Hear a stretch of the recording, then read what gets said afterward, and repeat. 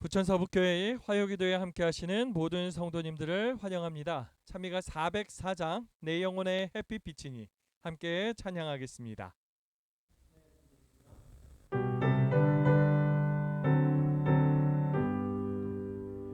내 영혼의 햇빛 비치니 영원롭고 찬란해. 이 세상의 어떤 빛보다 이 빛 더 빛나네. 주의 햇빛 복된 햇빛 내게 비춰주시옵소서.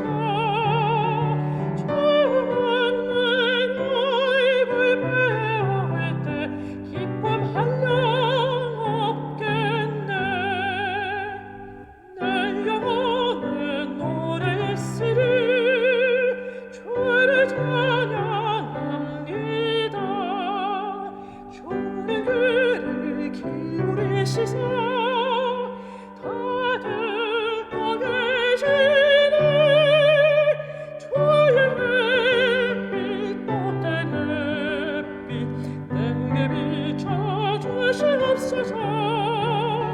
주는 너희를 배울 때 기쁨 한량 없겠네. 내 영혼의 봄이 되어서 주님 가까이 올 때 그의 평화 내게 깃들고 은혜의 고비니. 주의 햇빛 복된 햇빛 내게 비춰 주시옵소서. 주는 얼굴 배울 때 기쁨 한량 없겠네. 내 영혼의 기쁨이니까 소망가득 넘치네. 주님께서 축복하시고 도우해 주시네. 주의 햇빛 복된 햇빛 내게 비춰 주시옵소서. 주는 얼굴 배울 때 기쁨 한량 없겠네. 성도님 여러분들 안녕하십니까? 평안하시죠? 동행 묵상이 고린도 후서로 접어 들어갔습니다. 여러분들이 목마른 사슴이 시냇물을 찾는 것처럼 말씀을 사모하게 되기를 바랍니다. 매일 잊지 말고 하나님의 말씀으로 충전하시기 바랍니다. 충전되지 않으면 배터리는 방전되게 되어 있습니다. 그렇게 되면 전원이 뚝 꺼지지요. 우리의 신앙에 생명력이 있어야 하는데 전원이 꺼졌기에 생명력 없는 신앙이 될 수도 있습니다. 이 생명력이 없으면요, 연어가 강물을 거슬러 올라가는 듯한 모습이어야 할 우리의 신앙이 그저 강물에 떠내려가는 신앙이 될 수도 있다라는 것입니다. 세상의 조류에 떠내려가 버리고 마는 것이에요. 환경에 휘둘리게 되는 그런 신앙을 하게 될 것이라는 겁니다. 우리의 신앙이 그렇게 되어서는 안 될 것이지요. 다시 한번 강조드립니다. 말씀을 사모하시는 성도들이 되십시오. 매일 하나님의 놀라운 은혜를 말씀으로 체험하시는 그런 성도들 되시길 바랍니다. 바울은 2차 선교 여행 중에 고린도에 가서 복음을 전합니다. 무려 18개월을 그곳에서 머물렀습니다. 그리고 교회를 세웠지요. 그 과정은 정말 험난했습니다. 고린도전서 2장 3절을 보면 이렇게 나옵니다. 내가 너희 가운데 거할 때에 약하고 두려워하고 심히 떨었노라 합니다. 반대도 많았고 유대인들에게 고소도 당했습니다. 그럼에도 포기하지 않고 끝까지 선교했습니다. 그렇게 교회를 세웠던 것이에요. 이제 어느 정도 기반이 잡혔습니다. 교회가 잘 성장할 수 있을 것이라 판단한 바울은 다음 장소로 복음을 전하기 위하여 이동합니다. 그런데 안타깝게도 바울이 떠나고 난 후 고린도 교회 안에 여러 문제들이 발생하기 시작했던 것입니다. 고린도전서에서 사도 바울은 이 문제들을 다루지요. 교회 공동체 내에 갈등과 분열이 생겼고요. 성도들은 팔을 나눠서 싸우고 있습니다. 그 외에도 우상 숭배와 음행의 문제, 결혼, 음식, 그리고 부활에 관한 신학적 혼란에 이르기까지 총체적 난국이었습니다. 교회가 어쩌다가 이런 지경까지 올 수 있었을까 싶을 정도로 난감한 그리고 심각한 상황이었습니다. 고린도 교회가 어쩌다 이 지경이 되었을까? 환경의 영향도 컸던 것 같습니다. 고린도시는 소돔과 고모라와 같은 타락과 환락의 도시였습니다. 로마에서 아시아로 가는 그 중심 통로였다라고 했지요. 많은 사람이 살고 있고 많은 사람이 오고 갔습니다. 덕분에 무려 2만 명이 들어갈 수 있는 야외 극장이 있었고요. 1000명 정도의 매춘부들이 있는 아프로디테 여신전도 그곳에 있었습니다. 시장 남쪽에는 술집들이 즐비했고 사람들이 술을 많이 소비하였다라고 합니다. 도덕적으로 심각하게 타락한 상태였다라는 것이지요. 헬라어로 코린티아즈마이 하면요. 단어의 뜻은 고린도처럼 행하다인데요. 실제적으로는 매춘 행위를 하다라는 뜻으로 사용되었다라고 합니다. 이러한 타락한 환경 속에 있는 교회인데 교회 안에 분란과 갈등이 일어나고 사랑으로 연합하지 못하게 되다 보니까 성도들이 연약해져 가요. 그리고 세상의 조류에 휩쓸리게 된 것입니다. 그렇게 이 지경까지 오게 된 것이지요. 바울이 애써 세워놓은 교회가 이 지경이 되었다 하니까 얼마나 속이 상했을까요? 그래서 바울은 고린도 전서를 썼던 것입니다. 바울이 질책이 그 속에 가득하지요. 사도 바울은 고린도 교회에 대한 희망을 저버리지 않았습니다. 어떻게든 그들이 회복되기를 바랬습니다. 그는 눈물로 이 고린도 전서를 썼던 것입니다. 그곳에서 바울은요 사랑을 강조하지요. 그래서 고린도전서 13장이 사랑장 아니겠습니까? 그들이 다시 주님의 사랑으로 회복해서 연합하여 이 교회의 위기를 극복하기를 바랬던 것입니다. 바울은 고린도 교회를 적어도 3번 정도 방문했던 것 같습니다. 고린도후서 12장 14절을 보면 이렇게 나옵니다. 보라 내가 이제 3번째 너희에게 가기를 준비하였으나 너희에게 폐를 끼치지 아니하리라. 내가 구하는 것은 너희의 재물이 아니요 오직 너희니라. 그렇죠? 자, 3번째라고 했는데요. 이미 한 번은 갔습니다. 바울의 그 2차 선교 여행 이후에 그 2번째 방문이 이루어졌던 거예요. 그리고서 그 방문 중에 상당히 실망했었던 것 같아요. 고린도후서 2장 1절을 보면 이렇게 나옵니다. 내가 다시는 너희에게 근심 중에 나아가지 아니하기로 스스로 결심하였노니. 2번째 방문을 할 때 사도 바울은 근심하면서 나아갔거나 방문 중에 근심거리가 생겼던 것이었습니다. 그곳에서 고린도 교회의 심각한 문제와 사정을 알게 된 것이지요. 바울이 이러한 심각한 문제들을 확인하면서 너무나 가슴이 아팠던 것입니다. 이때 바로 해결하지도 못했던 것 같아요. 더욱 안타까운 것은 시간이 흐르면서 이 문제들이 더 심각해졌다라는 것입니다. 결국 이를 그냥 놓아둘 수 없었던 바울은 고린도전서를 기록한 것입니다. 당시 바울은 에베소에서 사역을 하고 있었습니다. 그에게 있어서는 참 힘든 시기였습니다. 우리가 지난 교과에서 에베소서를 다뤘잖아요. 에베소의 사역의 마지막은 그 은장색 사건이 일어나면서 결국 사역을 멈춰야 했던 시기가 있었죠. 그때가 바로 이때입니다. 그래서 고린도전서 15장에서는 이러한 반대자를 맹수라고까지 표현을 합니다. 또한 고린도후서 1장 8절에서는 이들 때문에 힘에 겹도록 심한 고난을 당하여 살 소망이 끊어진 것 같았다라고까지 고백합니다. 참 생각같이 안 되고 어려웠습니다. 그러한 와중에 고린도 교회의 교우들까지 문제가 발생했다는 거, 그 심각해졌다는 거, 이게 얼마나 걱정스러웠을까요? 그들이 속히 회복되기를 바라는 바울이었습니다. 그래서 그들에게 사랑의 권면을 한 것이 이 고린도전서입니다. 그 고린도전서를 디도의 손에 들려서 보냈던 것이지요. 이제 바울은요, 디도를 기다립니다.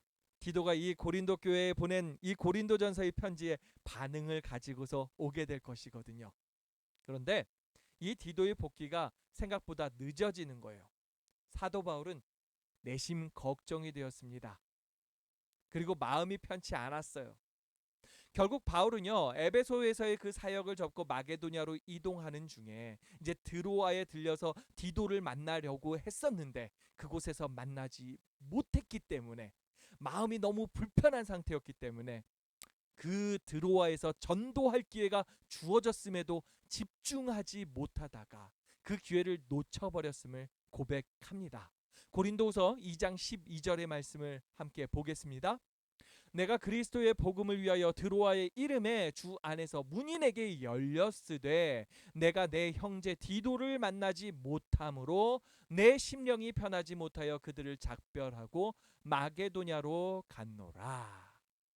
결국 마게도냐로 가던 중에 그 빌립보에서 디도를 만나게 되지요. 그리고 고린도 교회의 그 고린도전서에 대한 반응을 거기서 듣게 됩니다. 참 기쁜 소식이었어요. 그들이 말씀을 충심으로 받아들이고 회개하였다라는 것입니다. 바울이 얼마나 기뻤을까요? 이것이 목회자의 마음이 아닌가라는 생각을 하게 됐습니다. 저 역시 마찬가지거든요. 교회와 성도들의 그 신앙이 주님 안에서 온전히 섰으면 좋겠지요.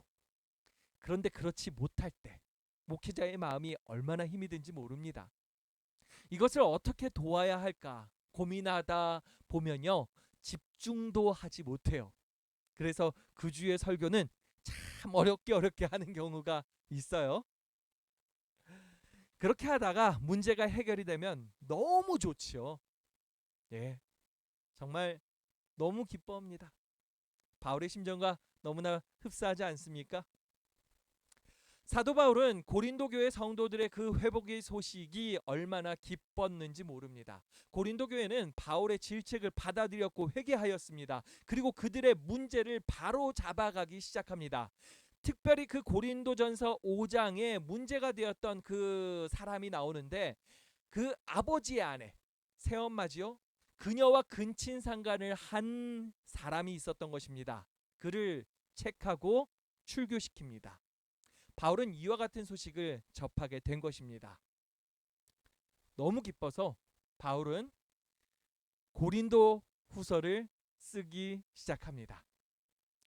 2장에서 이렇게 출교된 일을 어떻게 회복시켜야 할지도 이야기를 해줍니다. 역시 사랑으로 하라는 것인데요. 5절 말씀부터 보십시오. 근심하게 한 자가 있었을지라도 나를 근심하게 한 것이 아니요 어느 정도 너희 모두를 근심하게 한 것이니, 어느 정도라 함은 내가 너무 지나치게 말하지 아니하려 함이라. 이러한 사람은 많은 사람에게서 벌 받은 것이 마땅하도다. 그런즉 너희는 차라리 그를 용서하고 위로할 것이니 그가 너무 많은 근심에 잠길까 두려워하노라. 그러므로 너희를 권하노니 사랑을 그들에게 나타내라.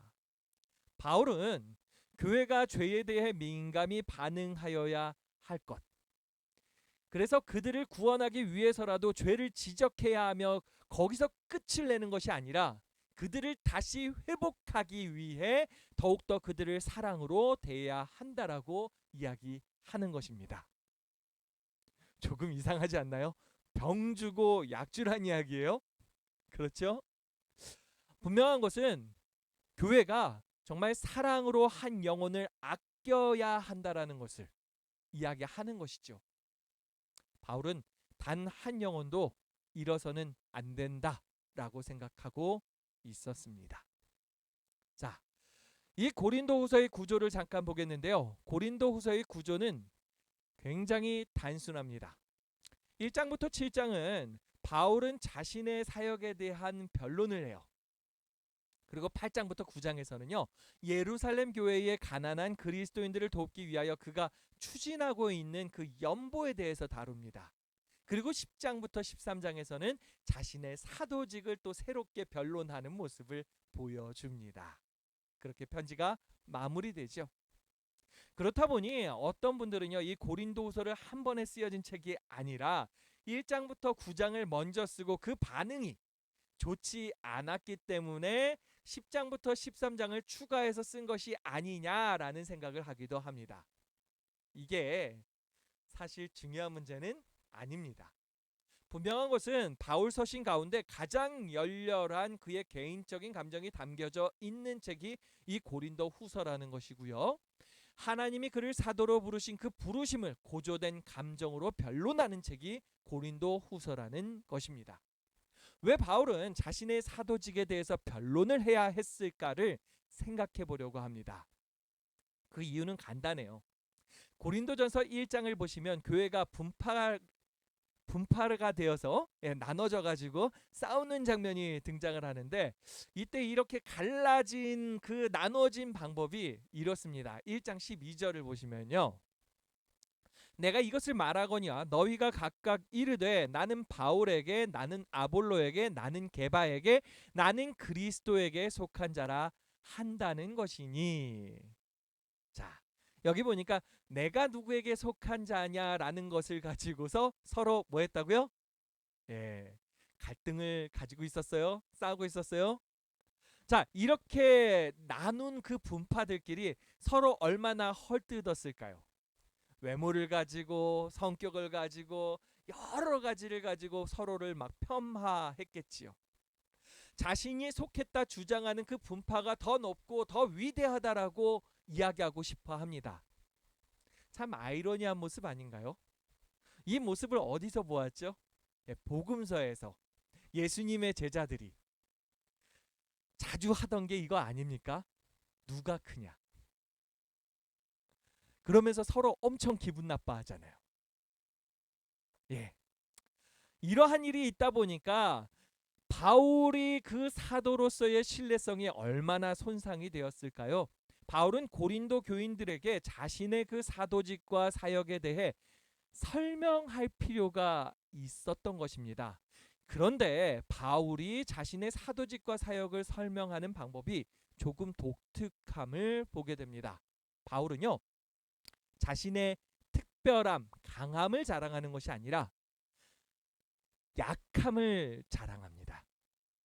1장을 보시면요, 바울은 자신의 걱정, 고난, 곤경, 그리고 심지어는 절망까지도 언급하고 있지요.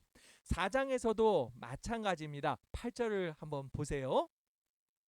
우리가 사방으로 우겨쌈을 당하여도 쌓이지 아니하며 답답한 일을 당하여도 낙심하지 아니하며 박해를 받아도 버림받지 아니하며 거꾸러뜨림을 당하여도 망하지 아니하고, 우리가 항상 예수의 죽음을 몸에 짊어짐은 예수의 생명이 또한 우리 몸에 나타나게 하려 함이라.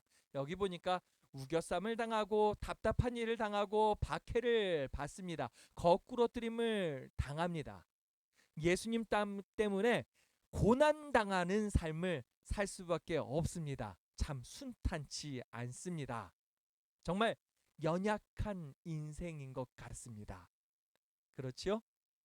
그래도 다행인 게 예수님 때문에 무너지지는 않아요. 자, 또 7장을 보시면요, 자신의 상태에 대해 이렇게 이야기합니다.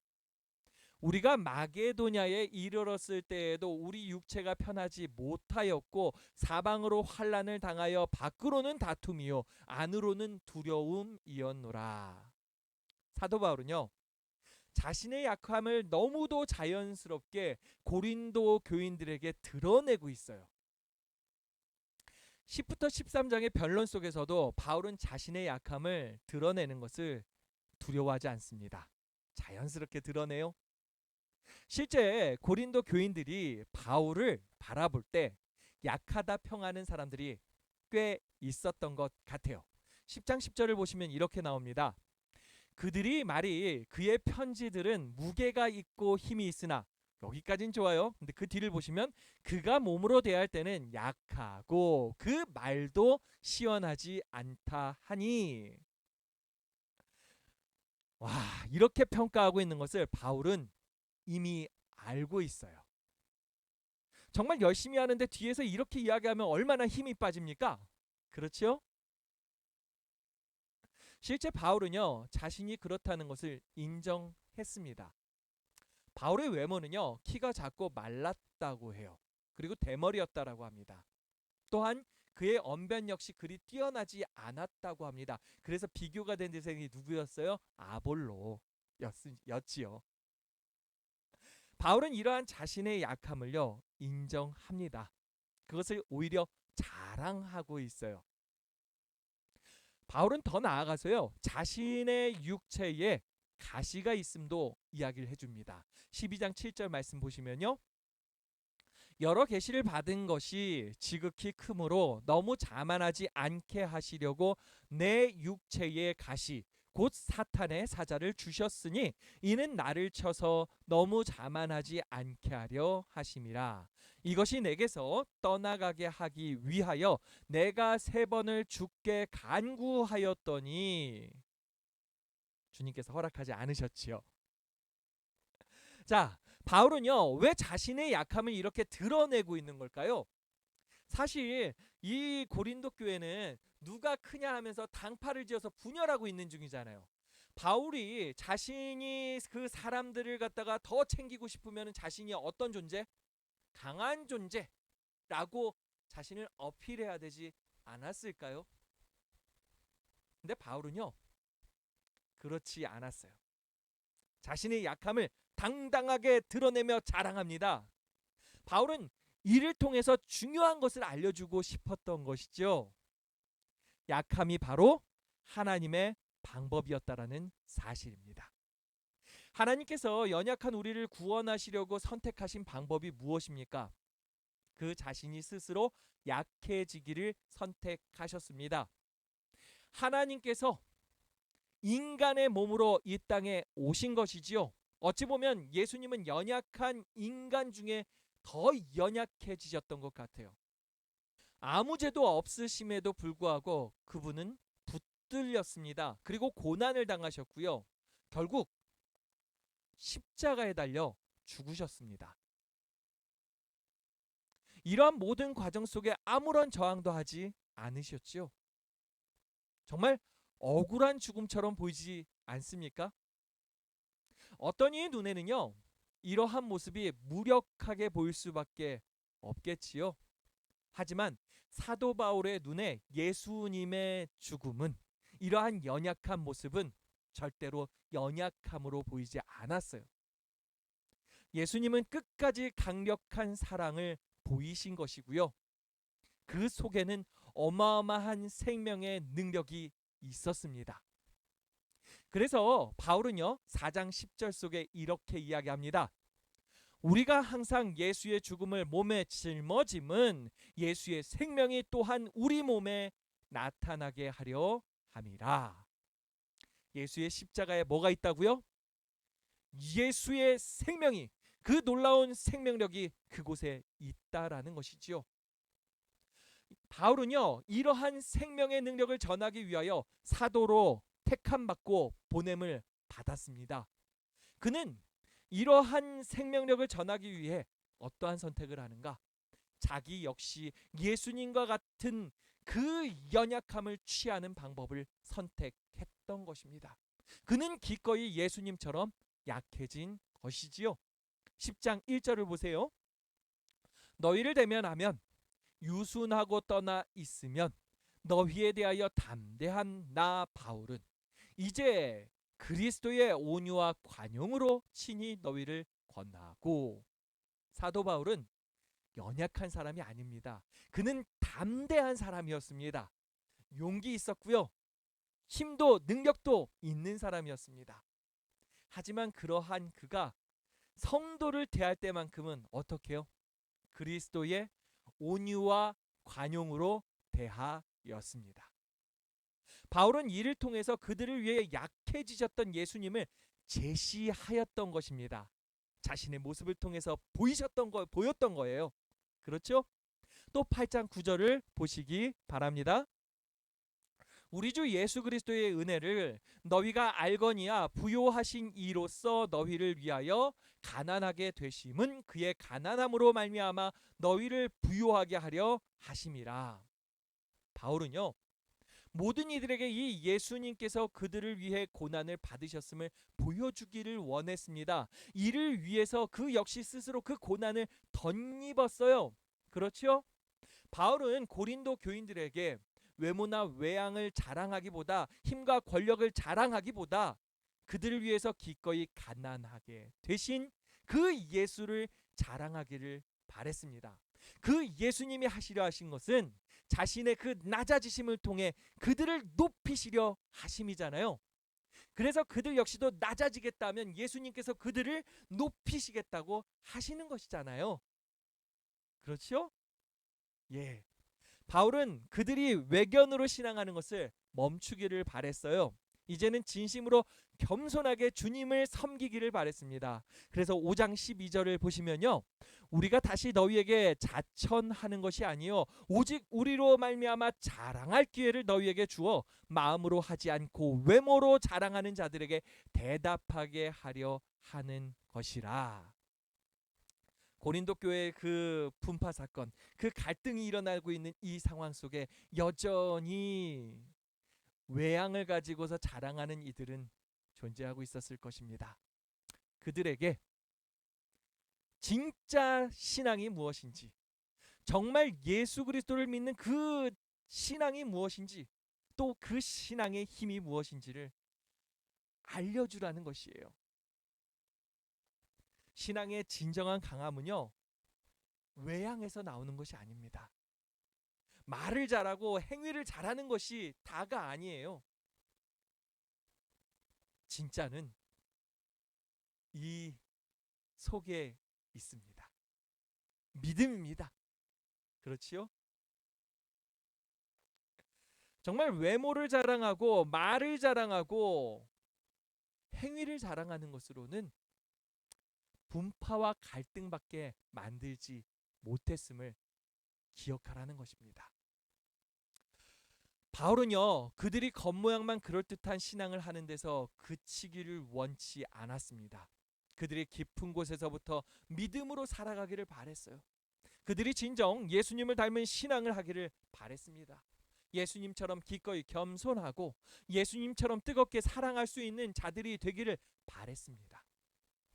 또한 그 어떠한 상황 속에서도 늘 함께하여 주시는 그 주님을 바라보고 그들을 붙드시는 강한 손을 잡고서 일어서기를 바랬고, 이러한 경험이 그들의 진짜 자랑이 되기를 바랬던 것입니다. 그리스도인의 진정한 강함이 무엇인지 다시 한번 생각해 보시길 바랍니다. 우리가 오직 예수님만을 자랑하는 거룩한 성도 되기를 바라요. 주님께서 우리의 고난 가운데 늘 함께 하시며 우리의 위로가 되시고 우리의 힘과 능력이 되어 주실 것입니다. 이를 자랑하시는 우리 모든 부천서북교회의 거룩한 하나님의 자녀들 되시기를 바랍니다. 우리가 이러한 고난과 시련을 통과함으로 더 온전한 하나님의 자녀가 될 것입니다. 이외에도 고린도후서 속에 다루어야 할 중요한 주제들이 더 있습니다. 여러분들이 묵상하시면서 꼭 발견하시기를 바랍니다. 그래도 잠깐 한 2가지 정도를 더 소개하려고 합니다. 사도 바울은요, 이 고린도후서 속에서 다시 한번 이 고린도 교회가 갈등과 분열을 잘 이겨내기를 바라는 자신의 바람을 밝혀요. 이를 위해 용서, 사랑, 회복의 필요성을 강조합니다. 그는 고린도 교인들에게 화해를 받아들이고 그리스도의 사랑과 은혜 가운데 서로가 조화롭게 살기를 촉구하지요. 또한 8장부터 9장에서는 예루살렘 교회를 위한 기부에 대한 이야기를 합니다. 방금 전 다룬 이야기와 주제가 이어집니다. 가난은 약함을 대표하는 형태 중에 하나거든요. 하나님께서 고린도 교회에 풍성함을 허락하신 이유는 내 이웃을 돌보라는 것 아니겠습니까? 그들이 정말 풍성한지는 모르겠지만 어렵더라도 자신의 가진 것을 가지고 그 작은 것을 나눴을 때, 다른 이들을 그것을 가지고서 돌보기 시작했을 때 하나님의 축복은 더욱 커질 것입니다. 주는 사람에게나 받는 사람에게나 모두 다요. 그래서 우리가 이러한 기부 행위, 이렇게 다른 이들을 사랑하면서 우리의 재물을 나누는 것들, 이것은 기꺼이 해야 함을 강조하는 것입니다. 이와 같은 내용들이 고린도 후서 속에 있습니다. 우리가 더 깊이 묵상하시고 은혜 받으시고 정말 뜨거워지셨으면 좋겠습니다. 모두 말씀으로 뜨거워지는 성도 되시기 바랍니다. 자, 이제 기도하는 시간을 갖겠는데요. 앞에 있는 기도 제목으로 함께 기도하겠습니다.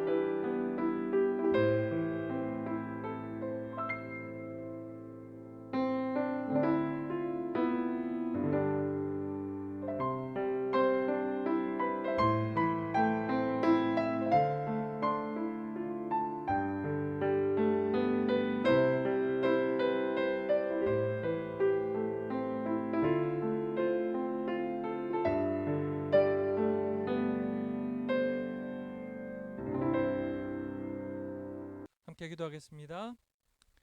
사랑의 아버지 하나님, 고린도 교회에 여러 문제가 생겼을 때 교회를 사랑해서 힘들고 어려운 순간이었지만 밤잠 이루지 못하고 눈물로 글을 썼던 바울을 생각합니다.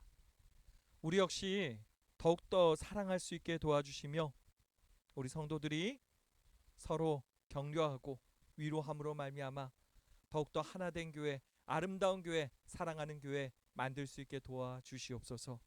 주님께서 강력한 능력으로 역사하는 우리 부천 서북교회 되길 간절히 소망하며 정말 우리 가운데 하나님이 주시는 놀라운 부흥이 있기를 소망하며 또 우리의 준비하는 여러 사역들에 주님을 위해서 우리가 이 일들을 벌리오니 주님 함께하여 주시고 하나님의 놀라운 일들을 이루어 주시옵소서.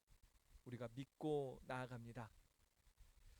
주님께서 또 남은 한 주 속에서도 우리를 승리케 하시고 일으키실 것을 믿고 감사드리며 예수님 이름으로 기도합니다. 아멘. 예배가 마쳤습니다. 우리 성도님 여러분들 남은 한 주간도 주님 안에서 승리하십시오.